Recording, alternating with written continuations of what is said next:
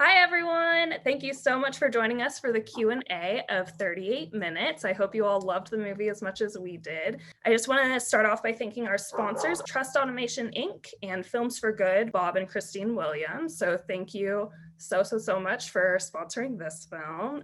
We couldn't do this without our sponsors. So we have Paul Ocavera and Philip Winchester here. Philip is the actor in the movie, and Paul is the writer, director, and one of the producers on the movie. And the guy who's done all the work. Let me tell you, all the work. I love it.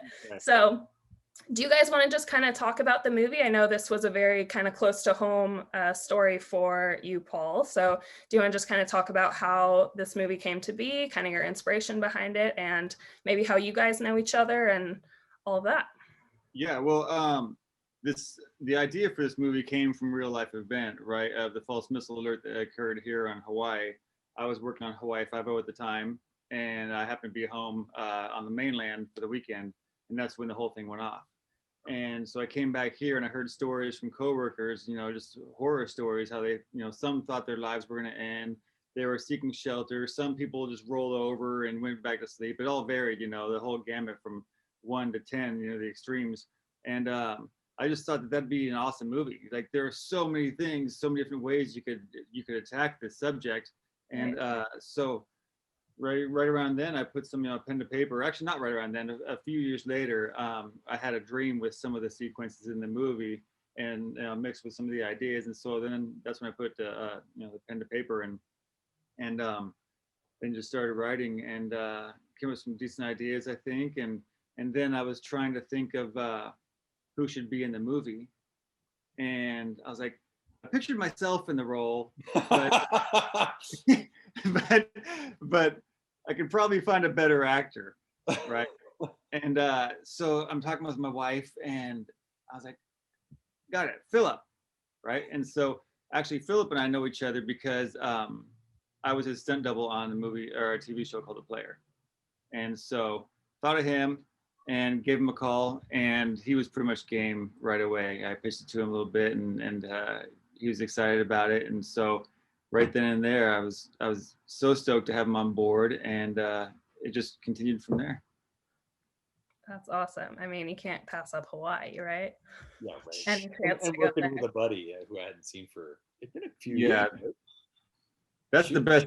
Say that again, Philip. It'd been a few years. I mean, I Yeah. had, my daughter was 3 weeks old when I came out to shoot the pilot. Wow. She turned 6 last week, guys. Oh man. Yeah, that's what happens. I know. That's what happens. So crazy. So are one of your kids on the movie? I feel like I saw was it yours, Paul? Yeah, so my son, I was gonna have both of my boys in the movie. Liam is the oldest one. Okay. He's who was in the movie. It's so funny because I auditioned them both, and Liam didn't really want to do it. And so when I auditioned my youngest boy, Logan, who you haven't seen, there's the part in the movie where the girl doesn't want to leave the house, right? Lori doesn't want to leave the house. And so I had my youngest son, Logan, audition for it. And I said, "Okay, buddy, try and say this, and like, if you can, cry," right? And he's like, well, he's 8 now. He was 7 then. I said, okay. So he goes for it, and just tears start going down his face. And he says the lines just right. I was like, oh my God. That's perfect. That's perfect. You got it. Gold. And then he got stage fright and didn't want to do it. So then my oldest boy didn't want to do it either. And so I had to audition a bunch of kids. But then I found a brother and sister, and one of them ended up getting the flu like 4 days prior to our shoot. And so I was like, crap, what are we gonna do? Because maybe I could use one, or the one who's not sick, but then what if they get the flu within a couple days? Then I have no kids. So I finally convinced my oldest boy to take part in the film. And then my friend, who's a stunt woman, she has a daughter who's, Lori, and she came on board, and we're stoked to have her. So it all worked out. Yeah. That's so cool. Was it cool, like, working with your kid? Yeah, it was nice. I like to take him to work anyway when I can, and he just likes to, he mainly likes the craft service. Yeah. Or used to like craft service. Do we have craft service anymore? No, it's all like spaced out now. Yeah, but I did like working with with Liam. It's great, to have him by my side, and he did a great job, and he had a lot of fun, so it was nice. Nice. So I think I read that this is your directorial debut. Is that correct? Technically, I have done some other minor things, but this is the first bigger project. Yeah. Cool. And I know that you're kind of like a stunt coordinator and stuff. Right. So how was that transition from kind of doing stunt type work to directing a full movie?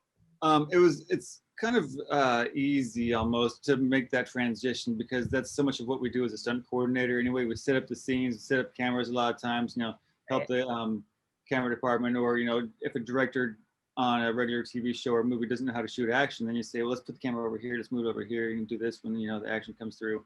And so that's that was just easy to move on to my own project because that's what I've been doing for years. And so now is my time to not have a boss and just do what I wanted. Yeah. And it was great.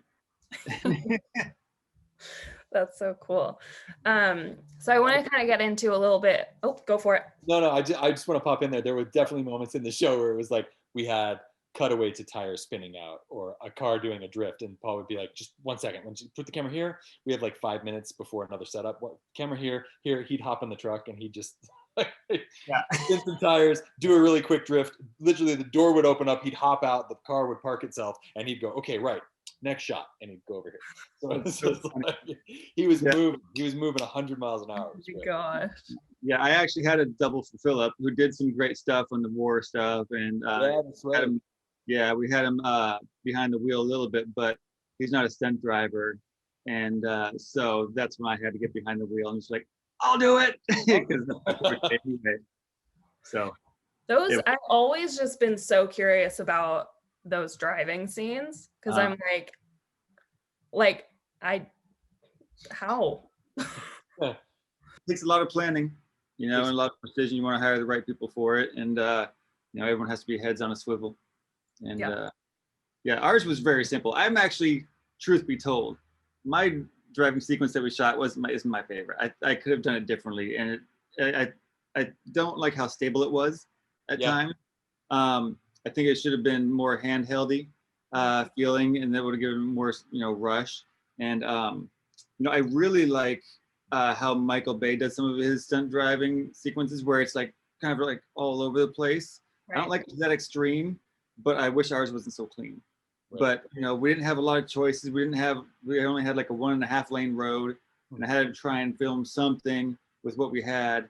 And I would do a couple things different, but stunt driving is a lot of fun, and most times it goes off without a hitch, and ours surely did. I think there was one chicken that got ran over. We did kill a chicken. Honest. I killed a chicken.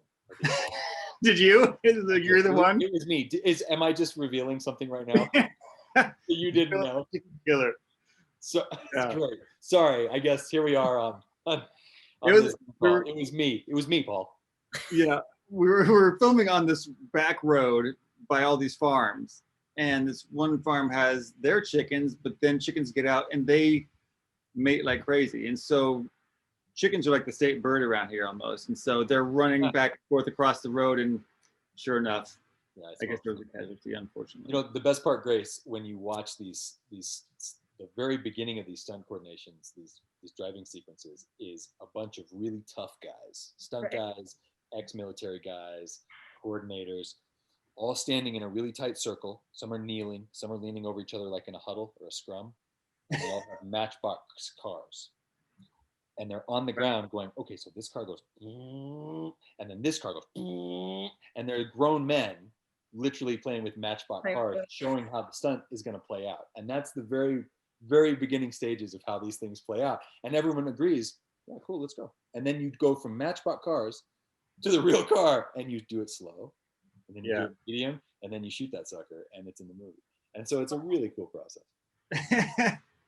Dang. Yeah. Well, that's so cool because I feel like I think you're one of the only like action movies in the festival, and so even just getting a little bit of an insight into kind of how that's made, and there's obviously a lot of special effects and stuff in the movie with just the war and all of that kind of stuff. So do you want to talk at all about that The war process?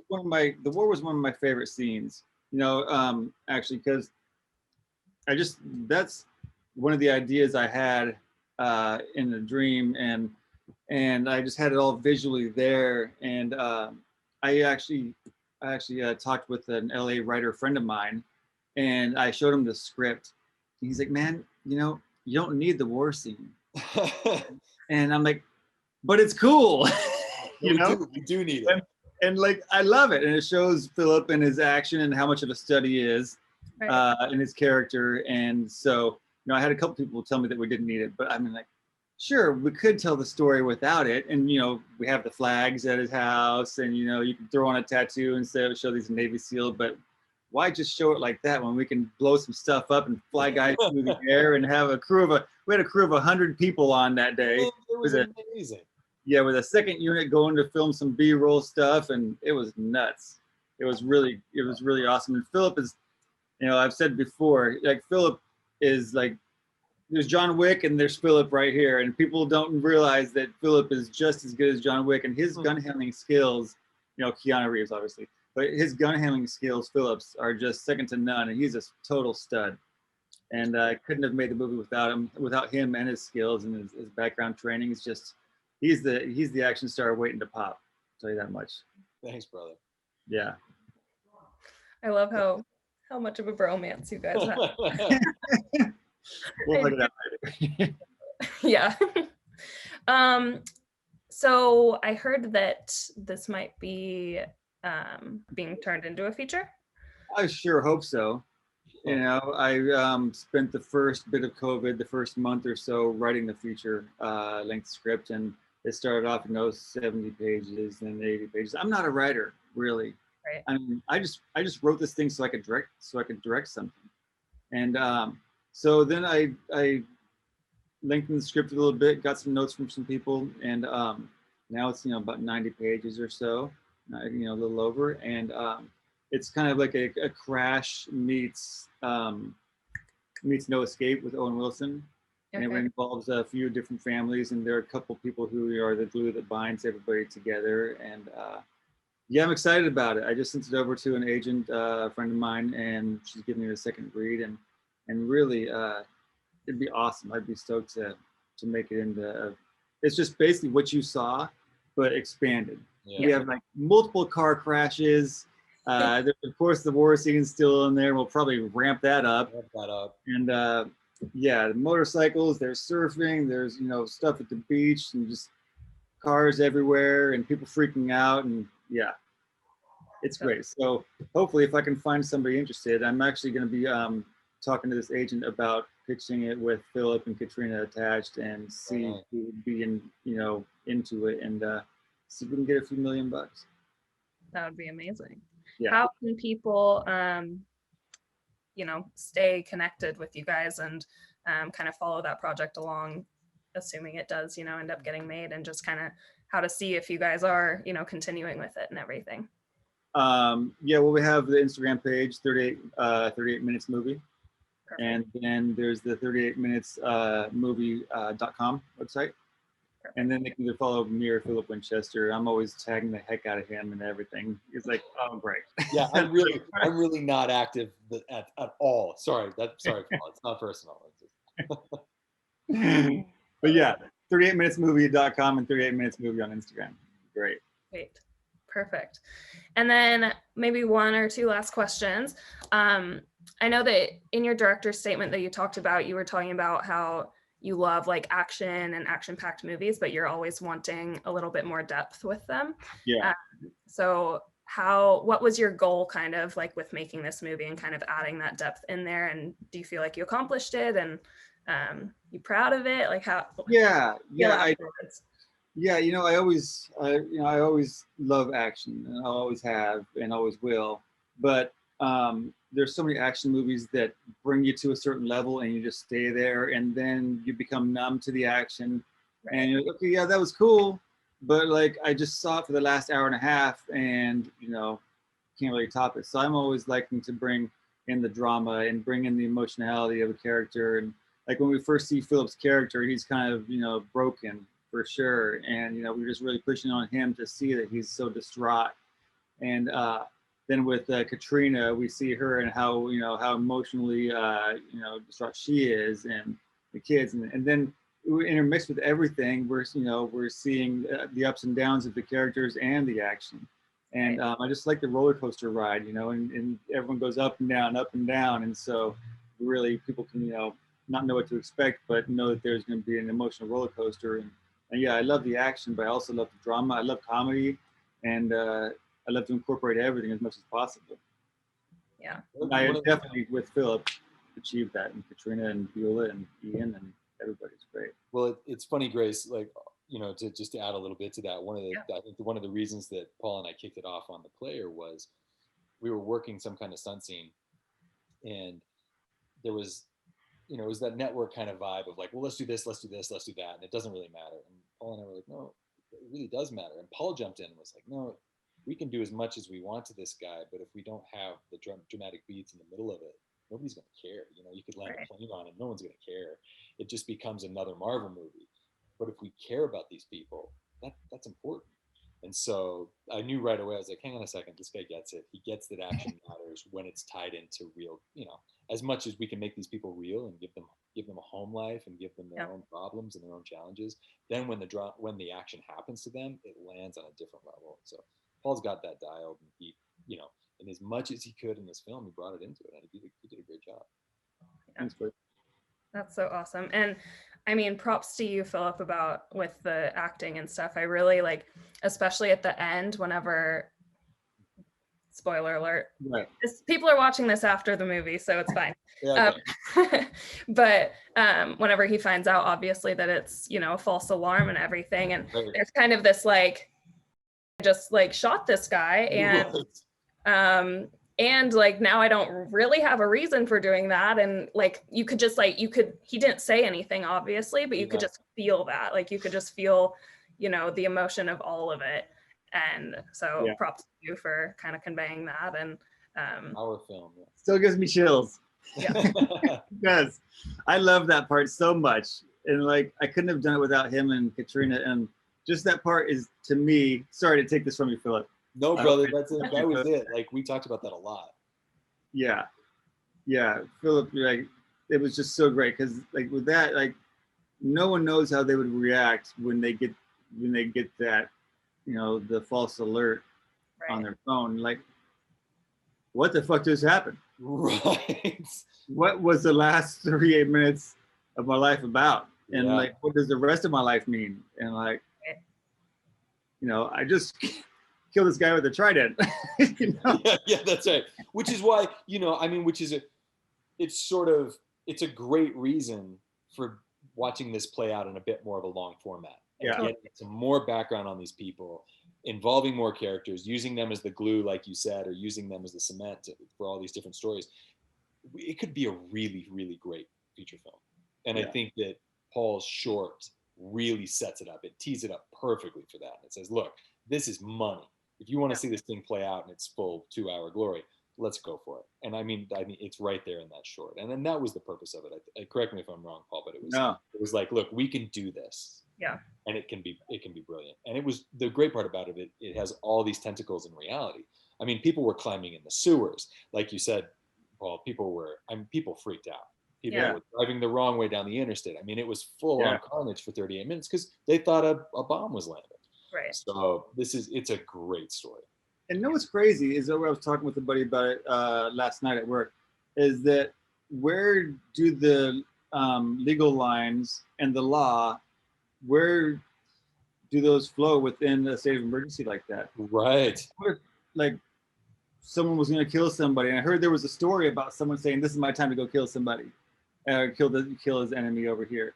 And what if people started jumping out of buildings, all because some guy pushed the wrong button?